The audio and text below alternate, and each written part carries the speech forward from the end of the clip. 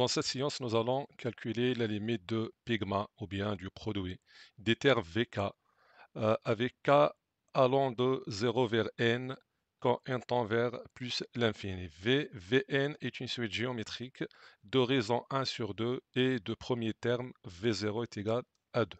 Donc, nous allons d'abord exprimer le terme général en fonction de n. Le terme général d'une suite géométrique, on sait bien que Vn est égal, le premier terme, dans ce cas-là, on a V0, ou bien en général, on a Vn est égal Vp fois la raison qui est Q exposant n moins P.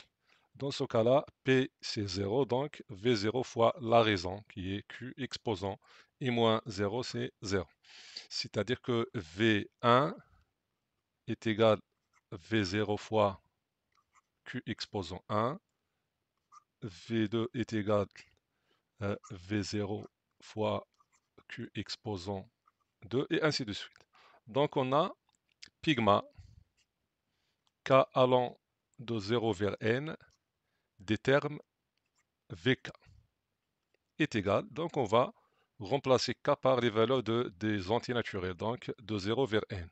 C'est V0 fois V1 fois V2 fois jusqu'à Vn. Donc, on a V2 est égal, ou bien V0 est égal à 2, et Vn, ou bien la raison Q est égal à 1 sur 2. Donc, en général, Vn est égal à V0 qui est 2 fois la raison qui est 1 sur 2 exposant n. Donc, V0 est égal à 2. Pour V1, donc on va remplacer 1 par 1, donc c'est 2 fois 1 demi exposant 1. Pour V2, c'est 2 fois 1 sur 2 au carré. Pour V3, donc on remplace 1 par 3, c'est 2 fois 1 sur 2 au cube jusqu'à Vn qui est 2 fois 1 sur 2 exposant n. Donc, on constate qu'on a 2 fois 2 fois 2, etc. Donc, on va distinguer le produit des deux. Donc, 2 fois 2 fois 2, etc. jusqu'à...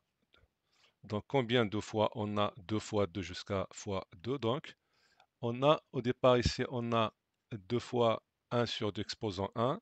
Mais pour 2, on a 2 fois 1 sur 2 exposant 0. Donc, allons de 0 jusqu'à n. Donc, on a combien de termes? On a n moins 0 plus 1. Donc, on a 2 fois 2 fois 2. Combien de fois? C'est n plus 1 fois. Donc, ça est égal 2 fois. Donc, ça, c'est 2 fois n plus 1. Plus, ou bien fois, pardon, on a fois.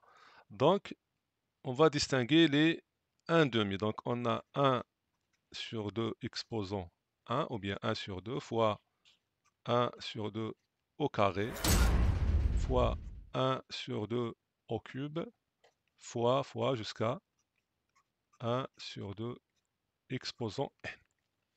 Donc on a π de Vkk allant de 0 vers n est égal 2 fois 2 fois 2 fois jusqu'à fois de n plus 1 fois plus pardon, fois 1 demi fois 1 demi au carré fois 1 demi au cube jusqu'à 1 demi le tout exposant n.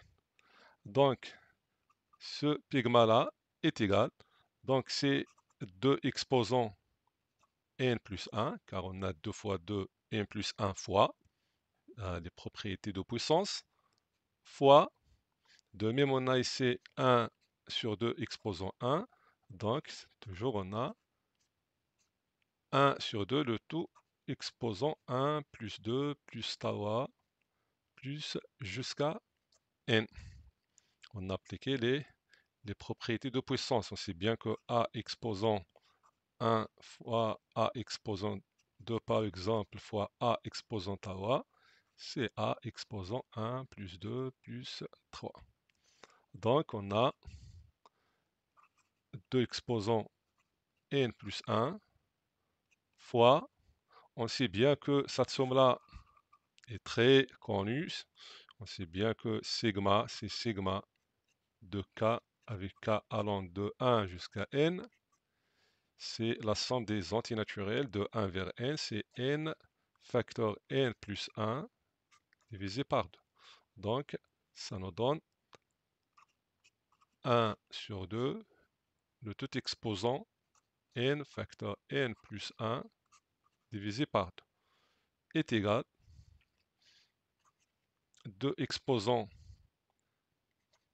n plus 1 fois 2 exposant moins n facteur n plus 1 divisé par 2. Pourquoi? Parce qu'on sait bien que 1 sur 2, c'est 2 exposant moins 1. 2 exposant moins 1, c'est-à-dire l'inverse de 2. Donc, pigma de Vk k allant de 0 vers n est égal à 2 exposant n plus 1 fois 2 exposant moins n facteur n plus 1 divisé par 2. Donc, on applique les propriétés de puissance puisqu'on a le produit de deux puissances ayant même base. Donc, c'est 2 exposant n plus 1 moins n facteur n plus 1 divisé par 2. Donc, c'est 2 exposants. Donc ici, on va réduire au même dénominateur. C'est 2 facteur n plus 1 moins n facteur n plus 1 divisé par 2. Donc, ce pigma-là est égal à 2 exposants. Donc, on a un facteur commun qui est n plus 1. Donc, on factorise avec n plus 1. Facteur 2 moins n divisé par 2.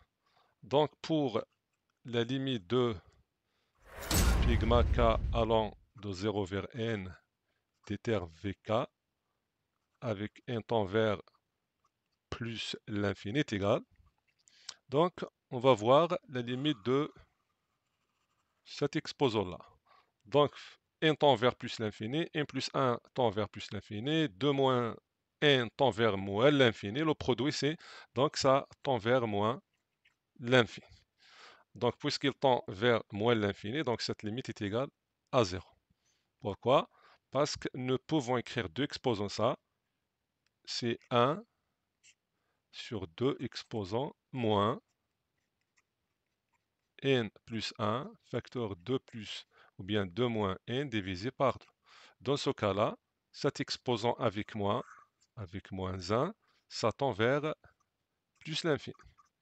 Et on sait bien que lorsque l'exposant tend vers plus l'infini et la base est supérieure à 1, cette puissance tend vers plus l'infini. Donc 1 sur plus l'infini, ça tend vers 0. C'est comme ça, on est arrivé à la fin de cette séance.